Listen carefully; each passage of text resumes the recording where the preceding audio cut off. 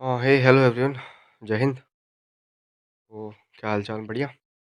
देखो, वही पॉलिटी का सीरीज चल रही है यार, तो उसी में ना अपना आज न्यू टॉपिक है। बेसिकली जो कोर्ट्स होते हैं ना इंडिया में, सुप्रीम कोर्ट हो गया, हाई कोर्ट हो गया, यही दो कोर्ट पढ़ेंगे। सबऑर्डिनेट कोर्ट्स जितने भी होते हैं वो हम लोग वो किसी और अदर सेशंस में देख लेंगे, ठीक है? चलो, तो अगर अभी तक किसी भी सेशन में या इस सेशन में कोई पर्सनल क्वेरी होती है तो मेरे को प्लीज़ ना ये मेरा वन एंड ओनली नंबर है, तो इस पे आप मैसेज कर सकते हो, ठीक है? तो आज का टॉपिक होने वाला है सुप्रीम कोर्ट और हाई कोर्ट। बेसिकली इनके बारे में देखेंगे, इनकी सारी प्रोविज़न्स देखेंगे, सारा कुछ इनके बारे में बात करेंगे, ठीक है? देखो, सबसे पहले बात करेंगे सुप्रीम कोर्ट के बारे में, है ना?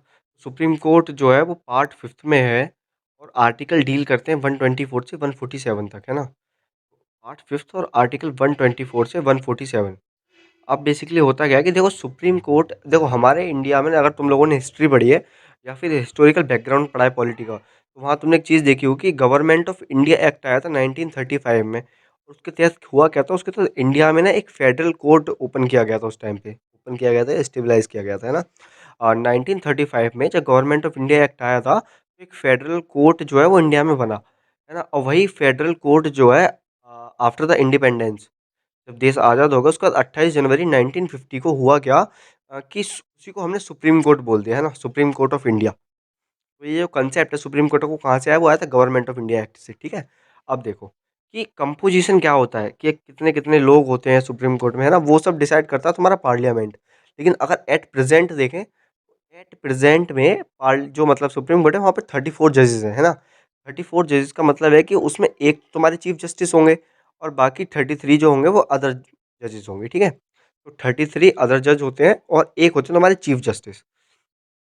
अब देखो भाई, ये मैंने बोला ना कि डिसाइड करता पार्लियामेंट इनका जो नंबर है। तो बेसिकली ओरिजिनली जब कॉन्स्टिट्यूशन मतलब ये तुम्हारा सुप्रीम कोर्ट आया था, जज का जो नंबर था, जो जजेस का नंबर था, वो काउंटिंग जो थी वो थी सिर्फ़ 8, है ना? 1 चीफ जस्टिस होते थे और बाकी जो है तुम्हारे 7 जजेस होते थे, 8 होते थे। लेकिन 1956 में एक और बेसिकली सिंपल चेंज हुआ कि वो नंबर 8 से 10 कर दिया। 1960 में 13 कर दिया। 1977 में 17 हो गए। 1986 में 25 हो गए। फिर 2008 में 30 हो गए। 2019 में 33 हो गए। ठीक है? 33 जजेस हैं और 1 चीफ जस्टिस है प्रेज़ेंट में, ठीक है? अब अपॉइंटमेंट समझो इनका। अपॉइंटमेंट समझो कि इनको अपॉइंट करते कैसे हैं, होते कैसे हैं, इलेक्शन क्या क्या क्या प्रोसीजर होता है, ठीक है? तो देखो, जो जज होते हैं बेसिकली वो प्रेसिडेंट अपॉइंट करते हैं उन्हें with the advice of chief justice of India, है ना? चीफ जस्टिस ऑफ इंडिया की एडवाइस से प्रेसिडेंट अपॉइंट करते हैं जजेस को, ठीक है? और चीफ जस्टिस कैसे अपॉइंट होते हैं? चीफ जस्टिस को भी प्रेसिडेंट अपॉइंट करते हैं विद द कंसल्टेशन और with the consultation with supreme court और हाई कोर्ट जजेस, है ना? हाई कोर्ट के जितने भी जजेस होते हैं और सुप्रीम कोर्ट के जितने भी जज होते हैं ना, उनके उनसे मतलब एडवाइस लेके या उनके साथ अपनी मीटिंग करके प्रेसिडेंट डिसाइड करते हैं कि चीफ जस्टिस कौन होने वाला है।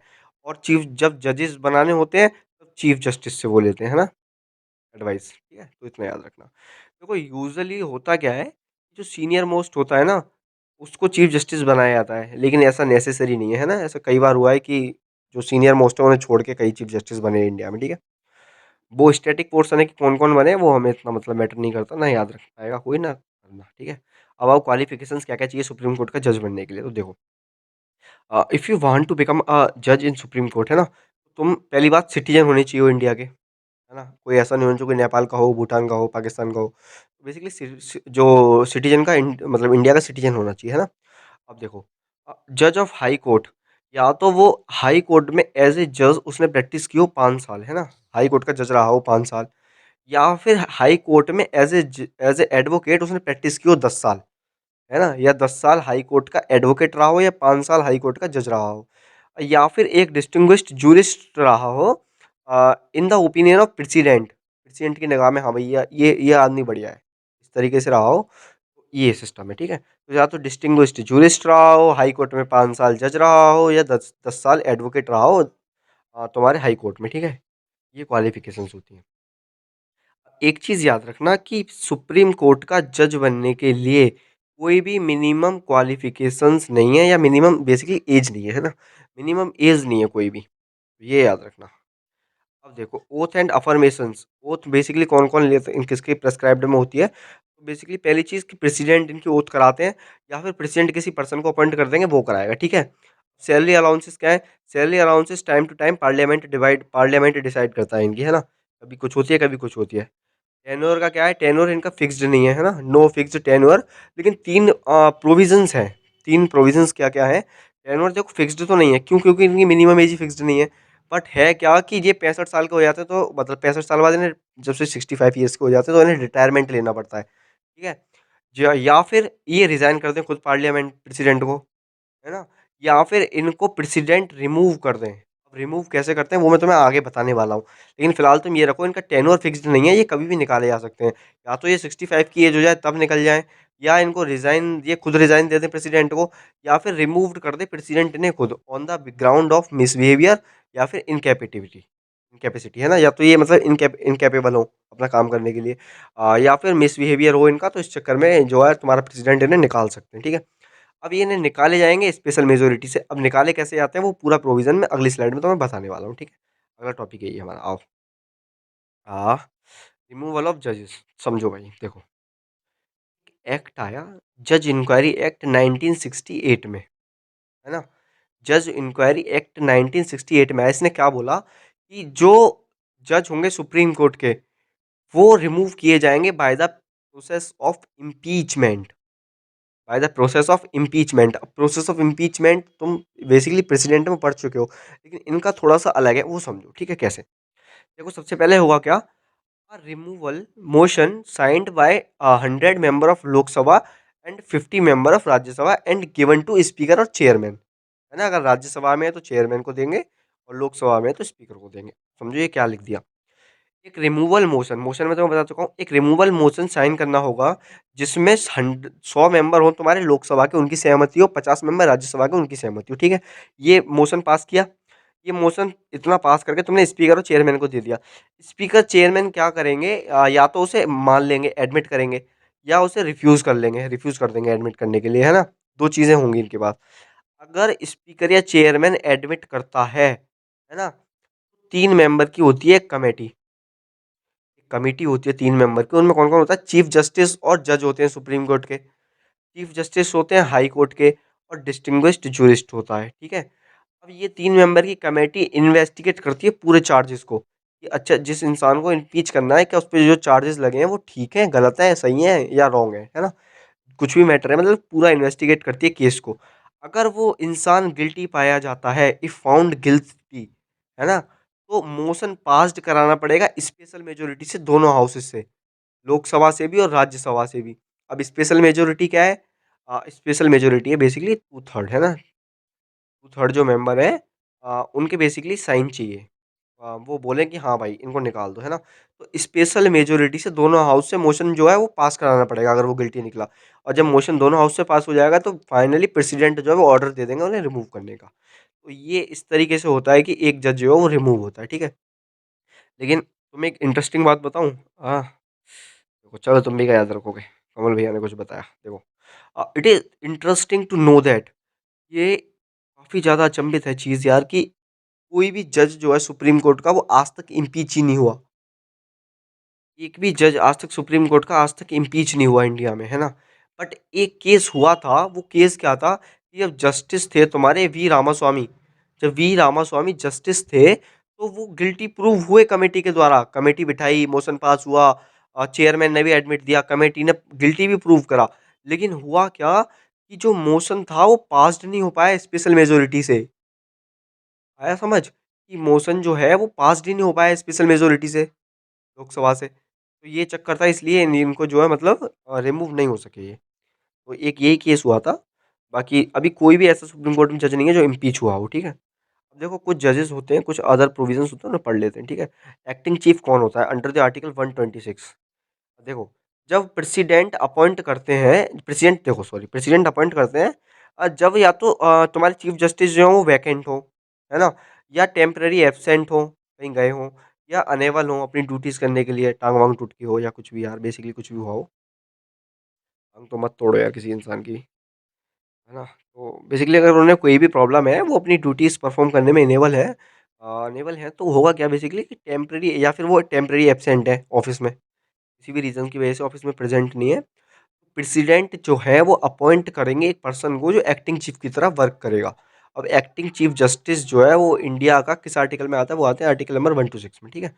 अब आओ रिटायर्ड जज पे। देखो रिटायर्ड जज का प्रोविज़न जो है 128 में, इसमें है क्या कि किसी भी समय पे जो चीफ जस्टिस हैं इंडिया के वो रिक्वेस्ट कर सकते हैं एक रिटायर्ड जज को, कोई ऐसा जज है सुप्रीम कोर्ट में ये रिटायर हुआ है, उससे चीफ जस्टिस कभी भी रिक्वेस्ट कर सकते हैं टू एक्ट एज़ अ जज ऑफ सुप्रीम कोर्ट।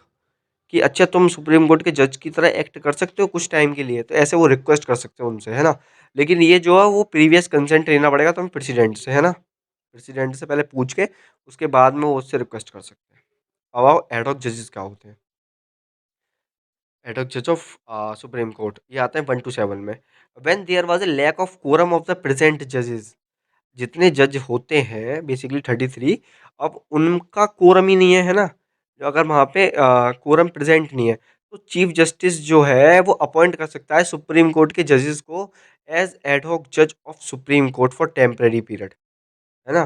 मान लो कि ये मान लो चलो कि 30 जज हैं, है ना? तो कोरम होती है 1/10, तो 3 जज होने चाहिए, है ना? लेकिन बेसिकली प्रेज़ेंट ही नहीं है, 2 ही लोग हैं। ये मैं तुम्हें एग्ज़ाम्पल बता रहा हूँ खाली। है ना? 2 ही लोग हैं। एक लोग जो है वो बेसिकली जो तुम्हारे चीफ जस्टिस है इंडिया के वो अपॉइंट कर देंगे हाई कोर्ट के जज को कि अच्छा तुम सुप्रीम कोर्ट के जज की तरह काम कर लो। तो इसी को जो एक इंसान है इसको बोलते हैं एड हॉक जज, ठीक है? तो टेम्परेरी पीरियड के लिए रहता है और ये बेसिकली प्रेसिडेंट की कंसल्टेशन से होता है। प्रेसिडेंट से बात करेगा पहले जो तुम्हारा चीफ जस्टिस है, उसके बाद में ये अपॉइंट करेंगे उन्हें, ठीक है? अब देखो क्या-क्या पावर्स होती हैं सुप्रीम कोर्ट के पास, वो पावर्स देख लो एक बार, है ना? अ, ओरिजिनल ज्यूरिडिक्शन में क्या है, हैव एक्सक्लूसिव ज्यूरिडिक्शन। जो सुप्रीम कोर्ट का ज्यूरिडिक्शन पावर है ना वो थोड़ी एक्सक्लूसिव है। एक्सक्लूसिव मतलब यार थोड़ी तगड़ी है ना, वो समझो। और डिस्प्यूट रिगार्डिंग जो इसके अंडर ज्यूरिडिक्शन में डिस्प्यूट आते हैं वो कौन कौन से हैं? अगर सेंटर और एक या दो स्टेट के बीच में लड़ाइयाँ चल रही हैं, डिस्प्यूट है कोई, तो वो ज्यूरिडिक्शन में आता है सुप्रीम कोर्ट के में, है ना? एक स्टे मतलब स्टेट सेंटर से रिलेटेड, बेसिकली सेंटर से रिलेटेड जो भी अगर केस वेस होगा तो उसमें सुप्रीम कोर्ट इन्वॉल्व रहता है ना? बिटवीन सेंटर या फिर प्लस 1 और मोर स्टेट, सेंटर हो, है ना?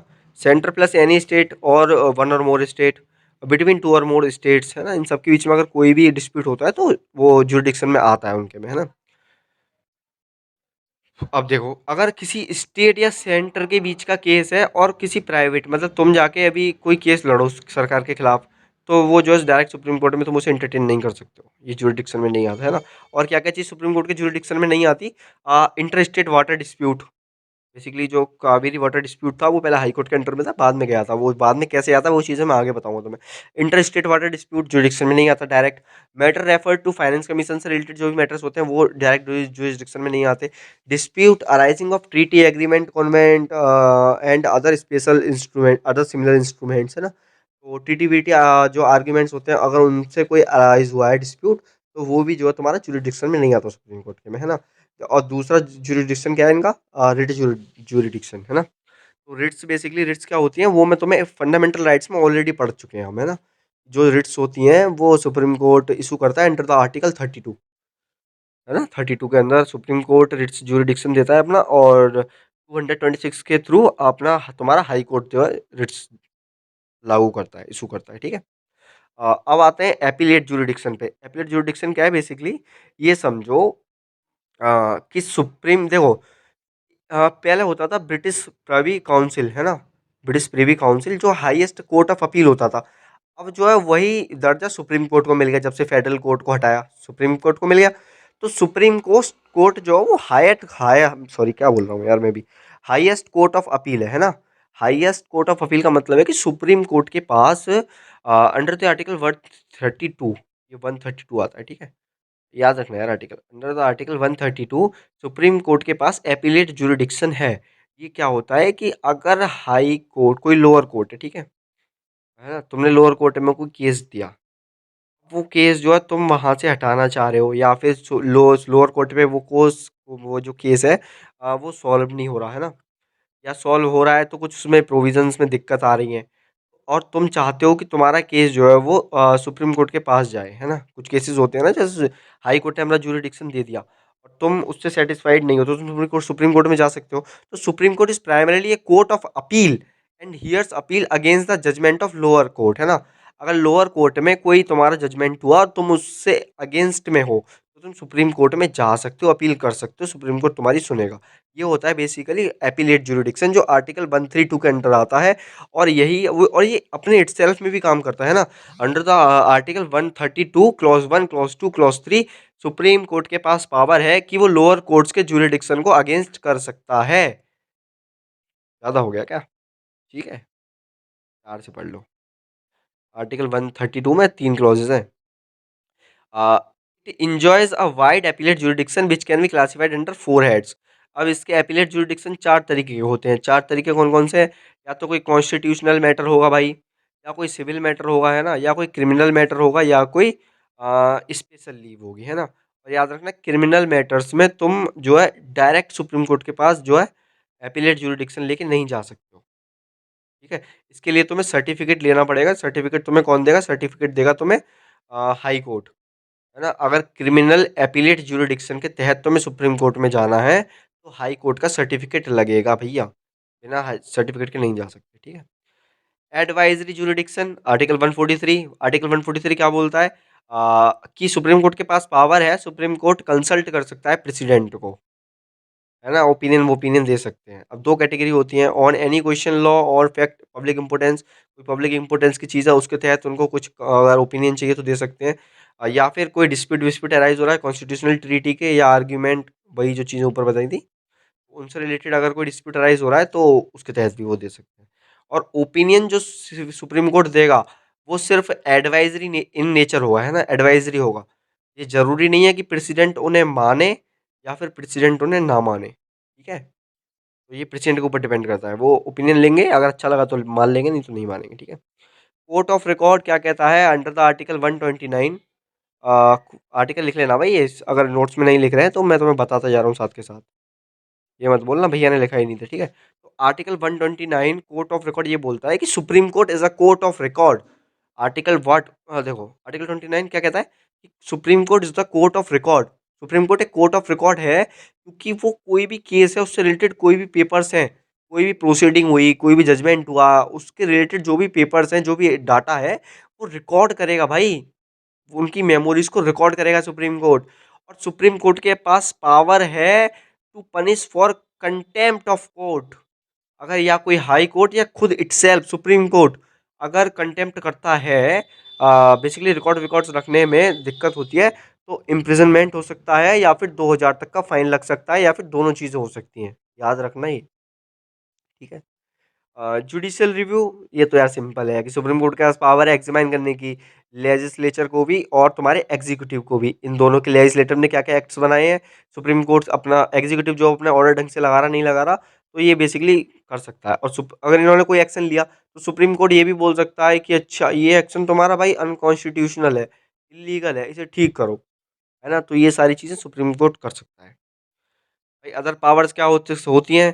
Power regarding election of president हो गया, वाइस प्रेसिडेंट हो गया, ये सब तुम्हारा कौन देखता है? है ना? इसके रिगार्डिंग जो सारी पावर्स हैं, वो भी तुम्हारी सुप्रीम कोर्ट के पास है। Power to review its own jurisdiction, अपना ओन ज्यूरिडिक्शन को रिव्यू करने की पावर भी है भाई सुप्रीम कोर्ट के पास, under the article of 129 clause second, है ना? तो सेल्फ करेक्टिंग एजेंसी भी बोलते हैं इसे, ठीक है? अब आओ हाई कोर्ट पे, 1 मिनट में से खत्म कर लेते हैं। देखो हाई कोर्ट, सुप्रीम कोर्ट था पार्ट 5th में, हाई कोर्ट है पार्ट 6th में, है ना? आर्टिकल 214 से लेके 231 तक डील करता है। देखो 9 1682 में 3 ब्रिटिशर्स ने 3 हाई कोर्ट बेसिकली सेटअप करे, at Calcutta, at Bombay, at Madras, है ना? और 1866 में चौथा हाई कोर्ट था एट इलाहाबाद। ठीक। 7th कॉन्स्टिट्यूशनल अमेंडमेंट एक्ट आया 1956 में। इन्होंने क्या ऑथराइज किया पार्लियामेंट को, कि भाई एक स्टेट या 2 स्टेट का एक कॉमन हाई कोर्ट हो सकता है। बेसिकली जैसे पंजाब और हरियाणा का है ना एक कॉमन हाई कोर्ट, ऐसे एक कॉमन हाई कोर्ट हो सकता है किन्हीं भी 2 यूटीज़ का, 2 स्टेट्स का, ठीक है? तो ये 7th कॉन्स्टिट्यूशन अमेंडमेंट एक्ट से हुआ था। यार ये मैं प्लीज़ तुमसे बोल रहा हूँ, ये नोट्स ना बहुत इंपॉर्टेंट है यार, काफ़ी मेहनत से बनाए हैं, तो इनका तुम यार यूज़ कर लो प्लीज़, है ना? अगर तुम्हें व्हाट्सएप पे चाहिए तो मैं नंबर लिख दे रहा हूँ, इस नंबर पे मेरे को जो है मैसेज कर देना। 6396 996 281, ठीक है? इस पे मैसेज कर देना, मैं दे दूँगा, या फिर टेलीग्राम जॉइन करके मेरे को वहाँ पर्सनल मैसेज करना, मैं तुम्हें ग्रुप में मिल जाएगा, या फिर मैं तुम्हें पर्सनली भेज दूँगा। बस इनका यूज़ कर लेना, है ना, अच्छे से। चलो आ जाओ। हाँ, एट प्रेज़ेंट में जो हाई कोर्ट्स हैं वो 25 हैं इंडिया में, है ना? 25 हाई कोर्ट हैं, जिसमें दिल्ली का है वो अलग सेपरेट कोर्ट है। अब किस-किस यूनियन टेरिटरीज़ के सेपरेट कोर्ट्स हैं वो तुम्हें आगे बताऊँगा मैं, नीचे देखो। हाँ, दिया है मैंने, है ना? ये सारी चीज़ें मैं तुम्हें बताऊँगा, पहले अभी इसे समझ लो कि हाई कोर्ट्स होता क्या है। कंपोजिशन अपॉइंटमेंट यार बिल्कुल सेम है ना? हर एक एवरी हाई कोर्ट का जो चीफ जस्टिस होंगे और अदर जजेस होंगे, है ना? स्ट्रेंथ इनकी भी स्पेसिफाई नहीं है, पार्ट प्रेसिडेंट डिसाइड करेंगे। अपॉइंटमेंट जजेस का जो जज है, वो प्रेसिडेंट अपॉइंट करेगा कंसल्ट करके आफ्टर द कंसल्ट करके with the chief justice of high court, और चीफ जस्टिस को अपॉइंट करेंगे प्रेसिडेंट आफ्टर द कंसुलेशन विद तुम्हारे चीफ जस्टिस और गवर्नर ऑफ द स्टेट, या फिर स्टेट्स इन केस ऑफ 2 से ज़्यादा स्टेट्स का एक ही कॉमन अगर हाई कोर्ट है, तो दोनों गवर्नर से बात करके, ठीक है? क्वालिफ़िकेशंस क्या चाहिए? मिनिमम एज है नहीं, सिटिज़न चाहिए इंडिया के, और या फिर किसी जुडिशियल ऑफिस में उसी स्टेट में 10 साल काम किया हो, या हाई कोर्ट ऑफ एडवोकेट 10 साल रहे हों, ठीक है? कोई भी प्रोविज़न डिस्टिंग्विश्ड जूरिस्ट का नहीं है भाई। जैसे सुप्रीम कोर्ट में या तो तुम डिस्टिंग्विश्ड जूरिस्ट हो तो तुम्हें सुप्रीम कोर्ट का जज बना देते थे। ऐसे ही बेटा यहाँ पे ना जो सुप्रीम कोर्ट के जज है ना, जो बेसिकली हाई कोर्ट के जज हैं, वो डिस्टिंग्विश्ड जूरिस्ट हो अगर गवर्नर की नज़र में, तो भी तुम जो हो वो हाई कोर्ट के जज नहीं बन सकते हो। ये प्रोविज़न यहाँ नहीं है ना, ये याद रखना, ये थोड़ा एक्सेप्शन है सुप्रीम कोर्ट से।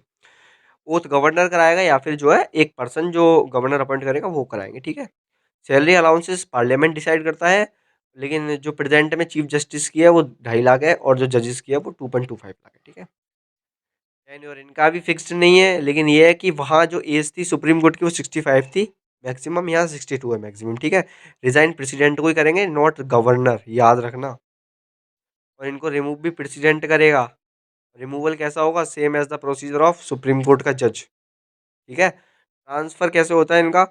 प्रेसिडेंट ट्रांसफ़र करते हैं after consulting supreme chief justice of India, ठीक है?